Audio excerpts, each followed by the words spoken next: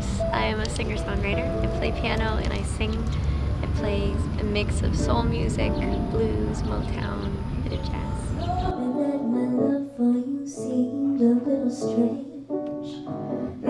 So a few years ago, I met a guy named Adam Rhodes, who has become a good friend and my producer. And he moved to New York, and I recorded my first EP here with him in Brooklyn. And it went really well. I thought he was great. I really enjoyed working with him, so I came back again to do the full album now. Was there any other reasons why you came to record in New York, or was it mostly just a friend connection? Well, I mean, I guess New York has this reputation, you know, of having an incredible music scene and fantastic studio musicians, fantastic everything really, so I did want to come check it out. And I've been really impressed, like not just with the musicians I've worked with, although they're fantastic, but also the live musicians I've seen, like everyone here.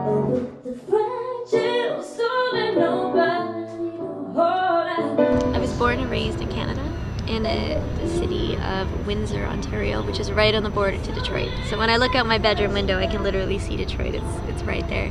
I studied at Berkeley in Boston for a year. Then I moved to Sweden. I don't even know why. Nobody really knew why. I just kind of got a job there. I got this feeling it would be fun, so I moved to Stockholm, and then to Helsinki for this job with musicians. So I had my time in Northern Europe there. And then my mom was born and raised in Ireland, so she's from Dublin, and that's where most of our family is. So we have, you know, my nana's there, all my cousins and everything. So on my way back from Finland, the plan was just to stop in Ireland and say hi to everybody. But then of course what happens is you get to see a place, you fall in love. I really love the music scene there, like the songwriting, and just met some really fantastic people. Love my family, so now I'm just staying there.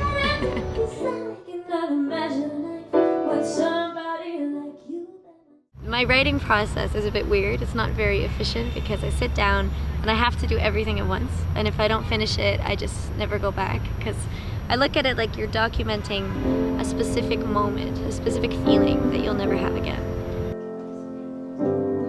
Sometimes I feel like I'm crazy. Because I think, you know, whatever I feel right now is what I'm writing about. That's what I'm trying to get out. And that's why a lot of my songs don't have bridges, because I get too tired. So yeah, I write, you know, the first two verses, the chorus, and then it's been like half an hour or 2 hours or whatever, and then I think, okay, well, that's enough.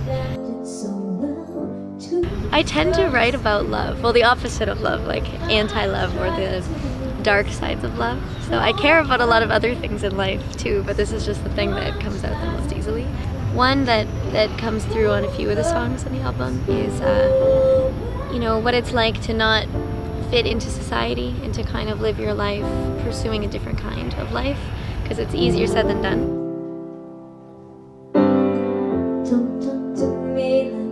So, you know, whether it's an artist or just anybody who kind of has been doing their own thing.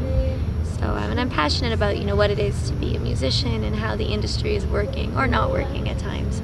And I just think it's really important to encourage people who are doing that path, because it's not an easy path. To wake up every day and say, you know, I'm going to continue this fight, you know, because you could always easily just step into whatever everyone else is doing. And it takes a really strong person to move forward with your art or whatever it is that makes you unique. So there's a few songs on the album about that too.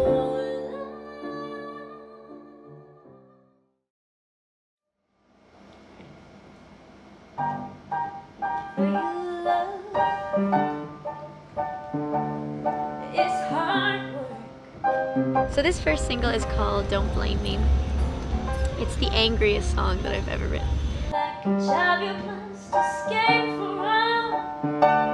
It's about a breakup that didn't go well. And I don't have a lot of situations like that. Like usually, you know, it goes fine, you decide to go your own separate ways. This was not one of those. This was like an angry song. So it's just about that. It's just that simple. One of the reasons why you released it, is it because it's kind of different than other songs? It's got more grooves, got a little more anger in it. Is it kind of the difference? Yeah, releasing the first single is a challenge, because especially if your songs are diverse, if you have to think, if people could only hear one song from me, you know, which one would actually give them the right thing? Because if I don't want to do something too slow, you know, and I don't want to do something too in the jazz era, because I think that once once the album comes together and the red thread is there, then it doesn't depend so much on one song. But when it's a single, you know, you kind of only get one chance to show people.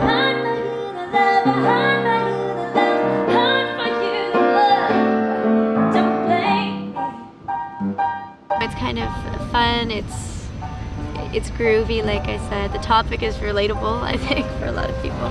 But yeah, it's somewhere in the middle, somewhere that combines a lot of my different influences.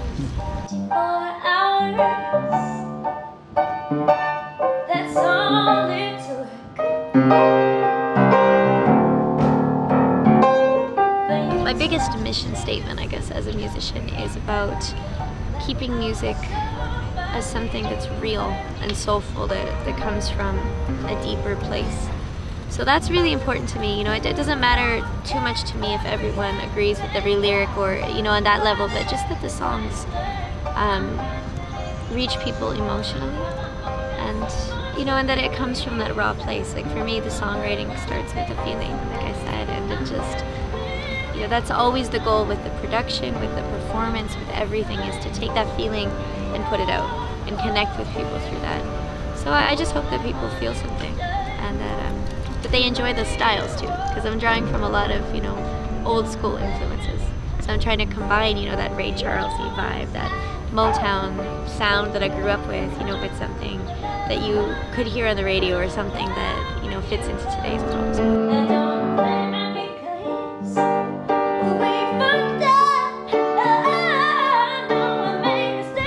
Musically, I feel like it's a success because the feeling came through, in my opinion. But now the other half of that success, of course, is reaching other people through it. So for me, it's simple. I just want to get it out there. I just hope that other people connect with it. That would be a success for me.